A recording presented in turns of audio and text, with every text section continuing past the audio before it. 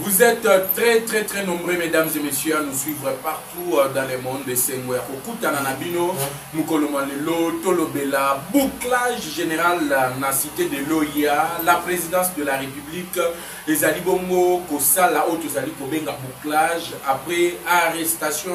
Il y a 80 militaires non notamment identifiés. Le risque est tellement grand. Il y a élimination physique. Il y a Tata Mokonjaye Kolo. Au moment où je suis en train de vous parler, le chef de la maison militaire interpellé directement au niveau de la justice militaire, Ntumba Biamunda, interdit tout celui qui est en train de parler au nom de la maison militaire pour na oteka bagrade pe na ba titre mususu na nomination oyo ezali bongo koya na mikolo yo ezali koya ikozala moko ya ba sujet phare to komeka kobeta na bino lisolo. Paul Kagame abeli liboma akomi meya Hippolyte Kanambe akimi Corneille Nangami sur le banc de touche sima ya bama ya sima oyo basi bazwaki batindiki na Rwanda bache na garde à vue. Il a été relaxé peine à minute oyo. Il ne prend pas de décision au niveau de l'Alliance Fleuve Congo. Des réunions qui se tiennent. Vous allez voir que même les gardes du corps ont été retirés à Corneille Nanga, Masolo Lisusto Obeta, Metolo Bandengeni na réaction il y a États-Unis d'Amérique ba oyo ba ye baliko sakanate ba mama na décision menace officielle des USA et pas y a Paul Kagame na Hippolyte Kanambe, Joseph Kabila connu sous ce nom-là. Voilà le sujet qu'on va essayer de traiter ensemble avec vous sur votre chaîne de père et de mère. Aimez la vidéo, partagez l'émission, Bouzalaboko, et le chef de l'État boycotte la rencontre pour Kagame. Tu sais que dit Emmanuel Macron, Yango wana na lobito betelana no mokonzi mboka maboko makasi, disons bravo à Félix Tshisekedi parce que ayoki population pe oyo bino ba oyebisaki akende France te mokonzi mboka auti kozwa mukano de ne plus se rendre en France, mais il sera représenté par la première ministre Judith Toulouka qui va aller rencontrer Paul Kagame. C'est encore une fois de plus une victoire. Oyo mokonzi mboka liko talisa na ba oyo tu babandaki komi mona ke bazali grand que la RDC est en train de retrouver la place Oyo to Perdaki à l'époque de Laurent Désiré Kabila pe Hippolyte Kanambe. Bayimboka Congo eza koyinda. Naibisaki bino lisolo. Ya colonel na 80 militaires non autrement identifiés en tenue de la garde républicaine. Bouclage total et l'identification de toutes les unités de la garde républicaine. Oh les alliés kosala ba relais. Il faut bailler banani azalina. Le danger est tellement grand de manière qu'à chaque instant, à chaque jour, bazali koluka lolengeni ya ko éliminer physiquement. Hippolyte Kanambe na Paul Kagame bakotaki réunion na kati ya réunion bakotaki bayimboka Congo bamipesaki ba objectif oyo il fallait ki ba atteindre na kati ya ba objectif na bango yango bomonaki Jean-Pierre Bemba Gombo ayaki na top Congo kotalisa complot oyo tiamaki en place parce que zana batwebele oyo ndenge tolobaka boye bango bandimakate. Mais Jean-Pierre Bemba officiel du gouvernement l'a dit alobi na kati ya makambo ali kosalema na bayi politique en Soudan, communicateur de la République politique, un politique en Soudan ndenani ba prêtre ya église catholique oyo bino boyebi wana olieba kambande église à Katanzambe bango bamikotisi na mayema kota la politique. Mais lelo bazali retrouvé coincé parce que na ndenge na liko solola na bino boye. Les décisions sont en train d'être prises pour l'isolement. Il y a ba prêtre wana oyo bazali misatu. De Colombie bazali misatu. Oui monsieur, on confirme quels sont leurs noms. Kombo na bango mutu aliboso zali cardinal Ambongo. Mutu amibale zali Fulgurance Muteba. Mutu amisato zali Donatien Chol. Yango monaki le gouvernement congolais ne veut pas que ces trois types pas kamba dialogue oyo ya Senko. Ils doivent être mis de l'écart. Tant que bakotiama à l'écart, d'autres prêtres prendront la place. Yango mona ki bemba ke kotie sa mbongo tina katikati ya Équateur. Pana mboka Congo, na lobby partager l'émission, la nouvelle mérite d'être partagée. Après l'assassinat raté, na ebisi bino ke na Kigali basala ki déjà plan. Ya liboso c'est l'élimination physique de Tshisekedi. Dernièrement, un colonel est venu accompagné de 80 individus. L'équipe première barrière, l'équipe deuxième barrière, c'est au niveau de la troisième barrière qu'ils ont été maîtrisés. Après ce cirque, et après le témoignage de plusieurs témoins gênants arrêtés par Kinshasa, des colonels, des généraux, des majors qui ont été arrêtés dans le lobby Nabino Mathieu Balouki, traître belé oyo bazalaki na ceinture ya mokonzi. Balongola kabangote basali ni balongoli ba. Bayimboka Congo. Le Congo d'aujourd'hui, soki nzambe asia lobi ke ndenge tozana bino awa ezali moment ya Congo pour matabo kita et aussi mbate c'est le moment du Congo. Atali felo mobimba ekoki koya.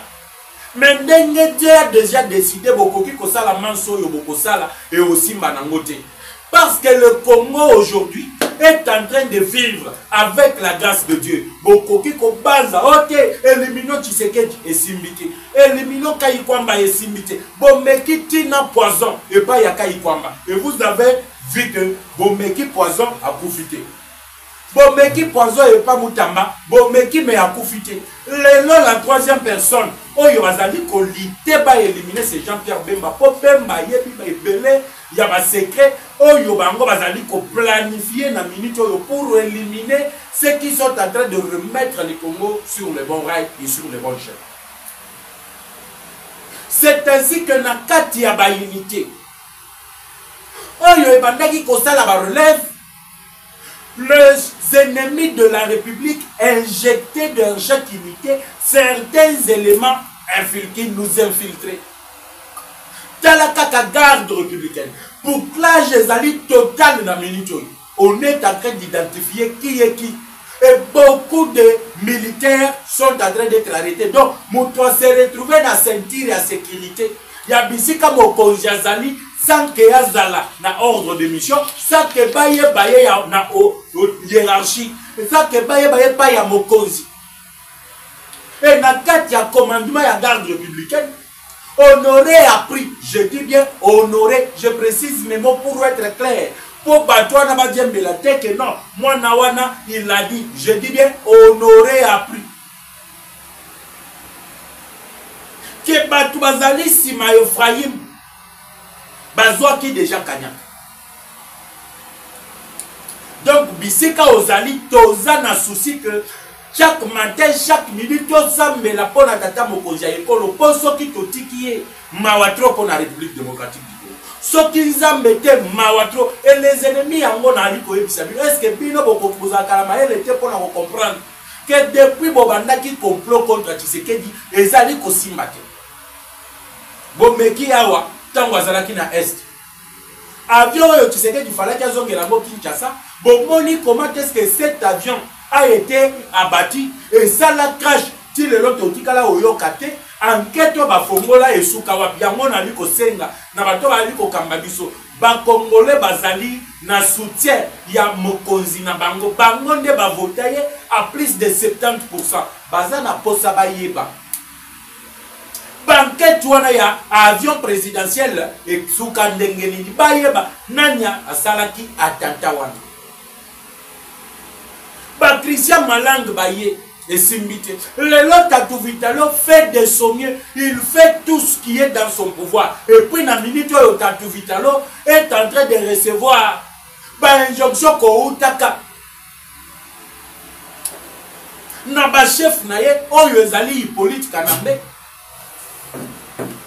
Na Paul Kagame, pour pas interpeller Madame la ministre de l'Intérim des Affaires étrangères, Thérèse Kayikwamba. Mais pourquoi il veut l'interpeller Thérèse Kaikwamba? Banamboka Congo na lobby, aimez la vidéo, partagez l'émission. Bozala ebele, yako féliciter Bokonzamboka, à Boakisi, Lisolo, il y a Emmanuel Macron. Il ne partira pas en France, c'est pour l'intérêt général des Congolais. Parce que Bayimboka Bamonaki ke kuna, peut-être Mokonzamboka Kokaki Kolia Mwamba. Kuna, Bakoki Kosala Ye Mabe, ata avion Mwako Elingaki atterrir France. Pouvait être abattu. Et c'est ainsi que Tshisekedi Ndenga Yokaka population à lobby à aucun de l'issue Sukunati. Talandenge Emmanuel Macron a tenu l'issue. Il s'attendait qu'à taper dans ma cambo, Yobalobelaye, a commis Makasi, et Emmanuel Macron, il est entré dans la paix au Zongina Est. Fatia Bétier 12 ya Wenge. Il n'y a pas maté mais Tobakisi, 12 ya Wenge. Talandenge a tenu l'issue. Batindelier Judith Toulouk, premier ministre.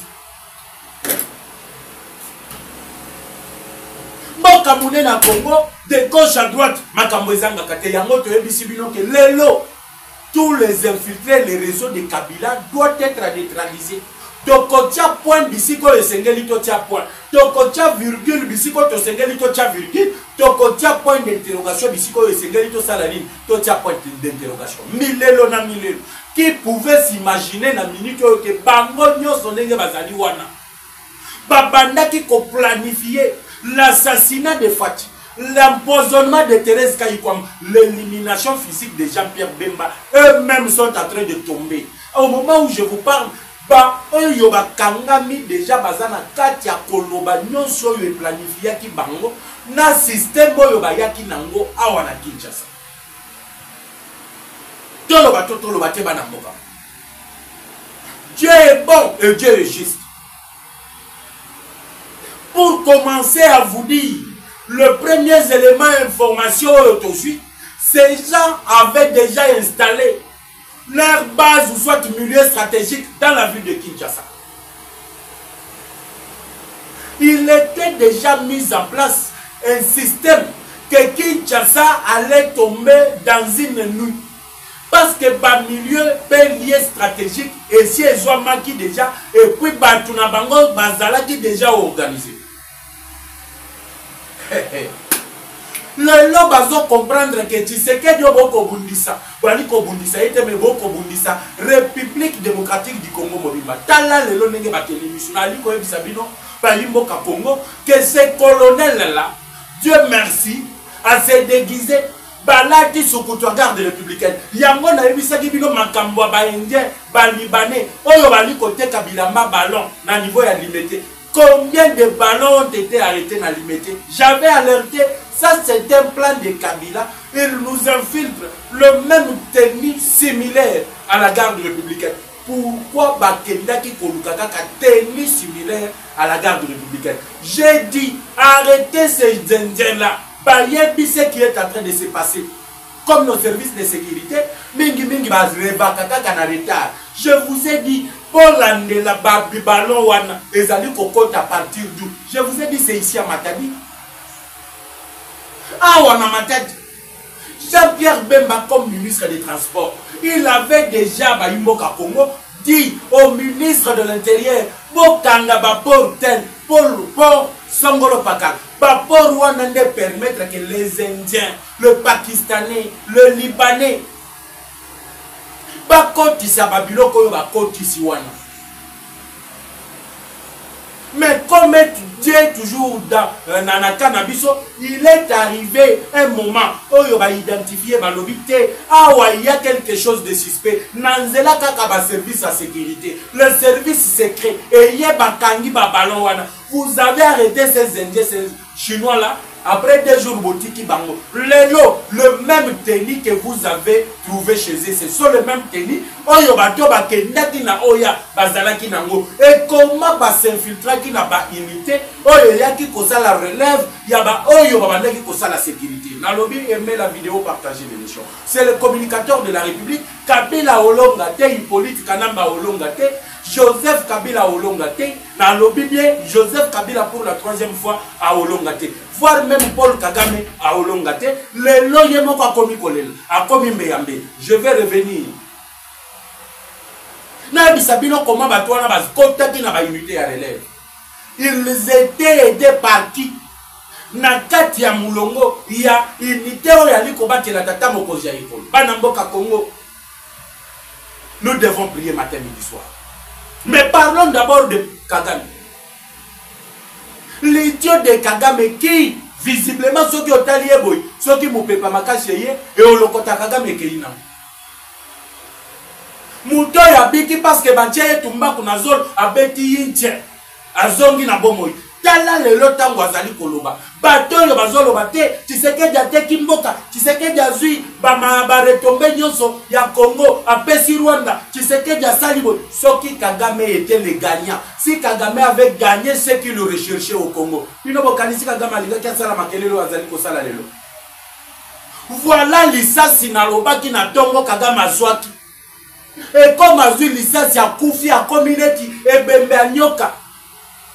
Asi a confirmé muki les zones ngana kaka butu so atali kabo nyoka mbangu.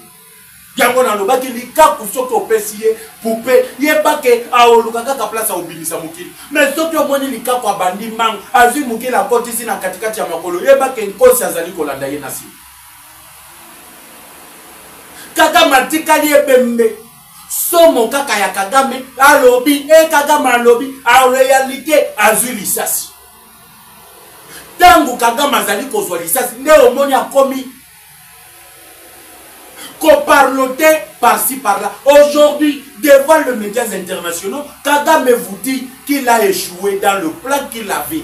C'est pour la toute première fois depuis que moi je suis au Congo, que je suis congolais, né grandi au Congo, Nayoka Kagame vocifié comme il est en train de vocifier là.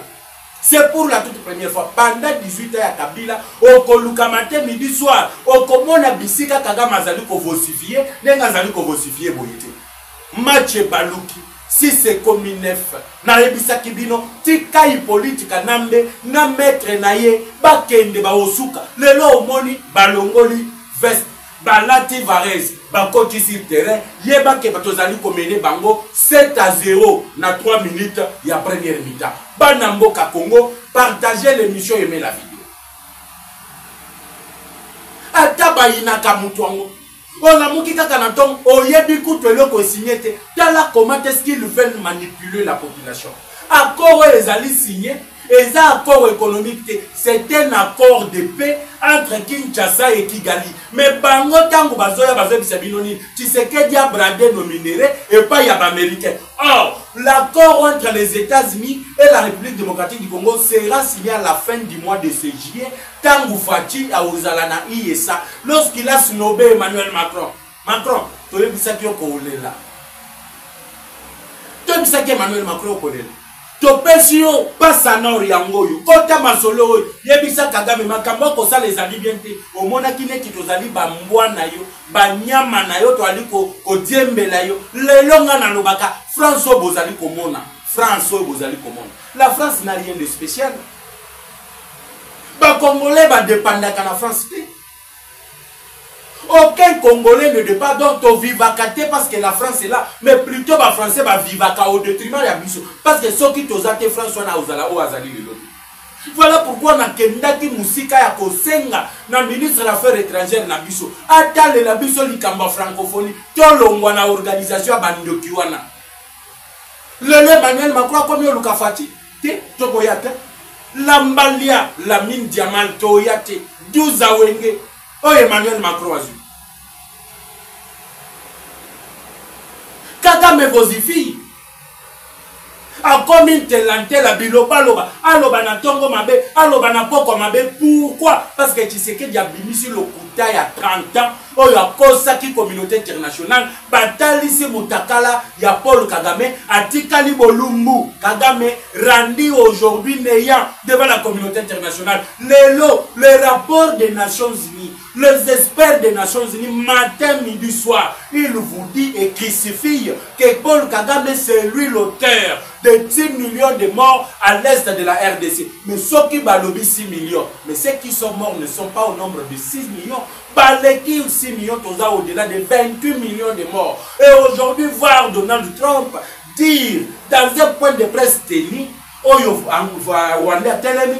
ministre na biso l'héroïne Thérèse Kayikwamba que je salue à Telemi à lobby bato bakufi na Congo baleki bato bakufa na guerre mondiale. Ça ne vous dit pas quelque chose. Et aujourd'hui, la réaction, n'a pas pour parler, n'a plus loba ya Kagame. Oh ya utaki koloba. Banamboka Congo. Ndekao Kagame virus. Azina nous massasi à Tshisekedi a dénoncé, a talisi monde mobimba. Tala lokuta, tala lokuta, tala lokuta, tala lokuta. Tangu monde mobimba mafongoli misu Kagame kao. Ameke koya koloba ngai dengela zaboye. Vous avez dit que vous allez attaquer Kigali. Dengenga nazali boye. Je vais vous atteindre là où vous êtes. Kagame soki oza makasi venez. Soki oza makasi yaka.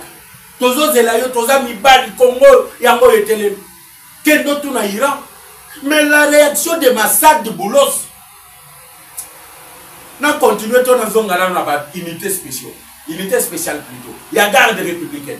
Parce que Batoye Bisakanga, mais pourquoi Otika Kanan Okei après aux hommes Nassili Sanan?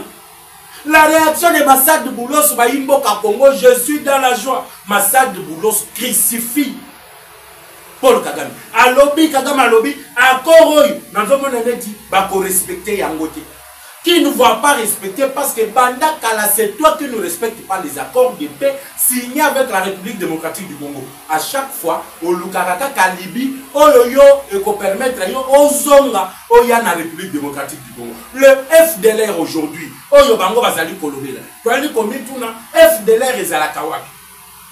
Ministre na bango affaires étrangères ake musika lobi FDLR wana ezali groupe armé mais kotande na kati ya forces armées de la République démocratique du Congo un autre à Libye. C'est là que Massad de Boulos a eu pour répondre bango alobi la neutralisation de FDLR ça ne peut même pas prendre un mois. Et aujourd'hui la menace qui pèse sur le Rwanda les 90 jours oyo ba pesa ki bango pour qu'il quitte tout le territoire où il va occuper. C'est ce qui le rend aujourd'hui fou. Yango Moni, la première partie arrêtée à 1500. À char de combat, ils vous ont menti. Ce n'était pas la Samidaire. C'était le premier matériel de l'armée rwandaise qui quittait la ville de Goma parce qu'ils avaient réussi la menace que Bango Babandaki ko s'attendre à Nangote. Pena minute Massad de Boulos Salobi, Moutoyo a co-respecté. C'est là maintenant que la politique est comme elle est.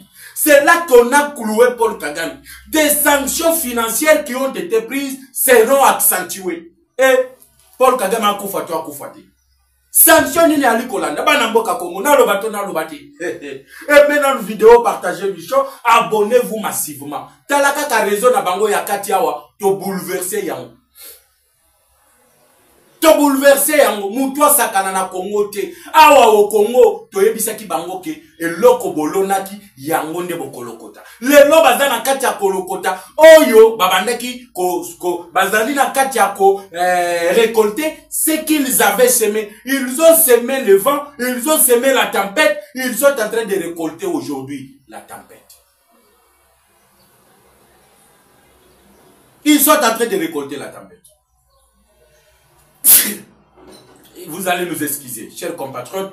Et Langa Ezali, la grippe dérange, vous allez nous comprendre. Les sanctions militaires, la guerre qui va être menée contre le Rwanda sera menée par le général récemment nommé par Donald Trump. C'est lui qui crucifie. De Kolobi, Nalobi, c'est lui qui crucifie Paul Kagame et toute sa bande. L'installation d'une base militaire avancée dans le territoire de Rutshuru. Yangonde Sali Kagame Kabela Liboma, le Paul Kagame, qu'est-ce qu'il dit? Alobite, awa, ngai nazali kokende. Mais na okende nga mon côté, il faut non salir Tshisekedi. Dans ses habitudes, qu'est-ce qu'il fait? Il a donné de l'argent aux journalistes pour commencer à dire des faussetés sur Félix Tshisekedi. Lui-même prend le luxe de venir critiquer la manière dont Tshisekedi a accédé au pouvoir. Est-ce que Biso Baimboka Congo, Banamboka Congo n'a l'objet partager l'émission? Ezaya Koyinda. Enfin, nous sommes en train de vivre la fin, le déclin. Il y a le régime, il y a Kigali. Kigali commence aujourd'hui à donc se perdre. Comme même menacer les États-Unis. Les réactions et où tu kokwe. Mais avant que j'entre maintenant dans Tatou Vitalo, rentrons d'abord dans l'unité spéciale. Je n'ai pas oublié le lot de sanité. Communicateur, vous avez oublié que bateau yobakota qui na ba unité bayaki ko relevé. Ba bazalaki commis à la garde ya maison, ils étaient infiltrés par deux éléments au nombre de 80 qui ne faisaient pas partie ya bateau yo basalaka bazalaka na unité wana ya garde républicaine. Comment ils sont entrés là-bas? Comment ils ont eu des tenis? Na yebisaki bino déjà lisolo ya tenis et utaki wapi e bandaki ndenge nini? Pointe batwana bazo bateni wana ezalaki na nzela ya ba indo-pakistanais, ezalaki na nzela ya ba chinois, ezalaki na nzela ya ba ports illégaux. Oyo tilelo, depuis qu'on a demandé la fermeture de ces ports, je suis désolé de vous dire que la plupart de ces ports-là ne sont pas encore fermés. Voilà pourquoi na lobaki ke Hippolyte Kanambe na Tatou Vitalo bazana batu na bango na réseau ezali ko kambamboko yo là où les décisions ezali ko zwama. Yango bomoni tilelo la plupart de ces ports ezali ko permettre le réseau de Kabylie de se ravitailler en ce qui concerne tout ce qu'ils ont besoin pour commettre leurs coups et leurs sales besoins. Bapor wana ezalaki bapor ya Onatra. Lelo babotola Onatra tout. Il a privatisé l'Onatra, a bomi Onatra, a créé une entreprise parallèle na ye. Yango na lobaki bato yo alobaka. Kabila doit rentrer. Comment Kabila vous pouvez souhaiter le retour de Kabila après tant de mal? Kabila c'est l'enfer. Kabila c'est la malédiction. Kabila, c'est tout ce qu'il y a de mal que quelqu'un peut souhaiter à la République démocratique du Congo. Le lobozo mona comment mbea. Kabila comment telanté la zana bisika hotel malisusuté. Bisika moko boye, oyo boye ba ke Kabila za weza lisusuté. Lelo aza aw, lobi azakuna, lobi kuna azakuna. Lelo mutunaye ya confiance. Corneille Nanga, Yabel. Bomoni makambo ezali ko komela ye. Nanga aujourd'hui devient donc Elilingi Yapamba, comme on peut bien le dire. Regardez même dans la réunion qui s'est tenue hier. Au moment que c'est Sultani Makengo qui a la garde derrière lui et Nanga n'a plus de garde. On lui a même retiré la garde. Mais il participe dans des réunions. Mais les réunions décisionnelles à Koki qu'on participe, ils ne veulent pas donner aujourd'hui l'image qu'ils sont fissurés. Nanga yebike awa, c'est la vie ou la mort. C'est ainsi qu'il avait envoyé le premier groupe voir Félix Antoine Tshisekedi Tshilombo pour plaider son cas. Il est entre la vie et la mort. Vous allez voir Nanga là-bas, mais regardez la réaction de Nanga. Vous allez voir que Azamutu normalité, il est dépassé par les événements. Il est dépassé par les événements. Et les réseaux là continuent encore d'utiliser les gens. Yango na lobaki tokola la tête tant que tosi la ninanu na bato bazali ba infiltré. Notre combat est de mettre hors d'état de nuire batunyon so wana o bazali ko bundisa mboka na biso République démocratique du Congo. Ils peuvent se dire que le lot ils ont de l'avance mais l'obi toko rattraper yango. Toko rattraper bango. Voilà pourquoi na liko senga na ba Congolais tout d'ici le 9 au niveau de la Cour de cassation et Koyinda. Procès contre Moutamba. To Koyindi sango na ndenge moko osakanate. Parce que to yebi plan na bango yo ndenge ba fonctionner. To yebi la manière dont ils fonctionnent, ils utilisent le Congolais. Pe tozali wana pour défenêtrer tout cela. Les corrompus de Vondula, nous allons les défenêtrer. L'action disciplinaire sur la table du président du Conseil supérieur de la magistrature. Ils ont essayé de renverser le commandement de l'appareil judiciaire, ils n'ont pas réussi. Ils ont utilisé la corruption, ils n'ont pas réussi. Et aujourd'hui, ils sont en train de payer cash tout le sale besoin au Yobasala. Zokande réseau wana e permetaki na ba unité oyo yaki ko sala relève ya ko injecter ba élément mabe oyo bazali ba sniper rwandais. Leur objectif, comme d'habitude, nous devons éliminer Félix Tshisekedi. Mais cette fois-ci, vous n'allez pas éliminer Tshisekedi comme vous l'avez fait avec Laurent Désiré Kabila. Sauf que Obama, soi-disant Tata Nayo Laurent Désiré Kabila, Tshisekedi Azali Mwana Congo. Quand il a pris le pouvoir, il a laissé le pouvoir entre les mains de Dieu. Dans les stades de martyrs. Na Bakoko, na Nzamba Likolo, ba Monique Mwano yo Azali na volonté ya kobongisa mboka. Tout ce que vous pouvez mettre en place et aussi mbaté parce que Congo et Koki jamais kozala dépendant ya batoyo ba européen, ba français, ba yela biso na mboko. Souka, il faut ka toka bwana na bango. Souka, il faut toka bwana kaka na bango. Bana mboka Congo. Na lobi bien aimez l'émission, partagez la vidéo. Ezo yinda na ndenge boko osakana te. Soki omoni Kagame akomi biloba, ça veut dire que ba toucher ye place oyo abandaki ko s'attendre te ke bakoka ki possible.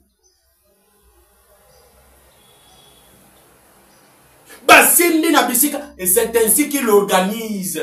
Dans ses habitudes, il y a Kanisa qui denga banda qui koboma, il continue aussi à parler des élections. Tshisekedi, na 2018, il n'a jamais été élu. Ba benga qui est kaka bureau, ba pesier pouvoir. Aujourd'hui, Banamboka Congo.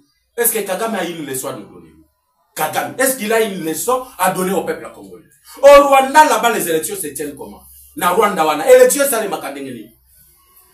Au Rwanda, quand je vous parle des élections, Kagame Azwaka yango 98%. Azo gagné l'élection hors la main 98%. Les Kagame que vous voyez là, est-ce qu'il organise les élections? Est-ce qu'il a des opposants? La démocratie aujourd'hui, les gens parlent au Congo. Est-ce qu'au Rwanda on parle? Une opposante vient d'être arrêtée au Rwanda. Pourquoi l'opposante a été arrêtée? Pas dans Mboka Congo. Dans le bien aimé l'émission, partagez la vidéo. Le lot aussi la nana bango. Ba toi na ba sali les tout. Ba infiltrer biso. Ba sali oyo bango ba naki koluka. Ba ko kisaka ka ba elma. Na kati ya bato bali ko batela mokozi mboka. Et pour finir, pas conclure oyo ezalaki objectif na bango. Dieu merci. Comment on les a dévoilés, et même le chef de la maison militaire, il est mis en accusation. Voilà pourquoi il y a Kobimisa, communiqué, il y a Congo, la vente des grades, côté il y a un remaniement au sein des forces armées de la République démocratique du Congo et de la police nationale congolaise. Voilà pourquoi aujourd'hui nous pouvons que dire Dieu merci, le bouclage et le résultat ont permis à ce que 80 militaires non autrement identifiés puissent être arrêtés au niveau de la cité de Loya. Merci beaucoup à vous qui nous avez donné votre temps de nous suivre et qui nous faites confiance matin, midi, soir sur votre chaîne de père et de mère pour suivre l'actualité politico-sécuritaire de la République démocratique du Congo. Quant à moi, je vous retrouve tout à l'heure sur la même chaîne avec le même plaisir. Ciao.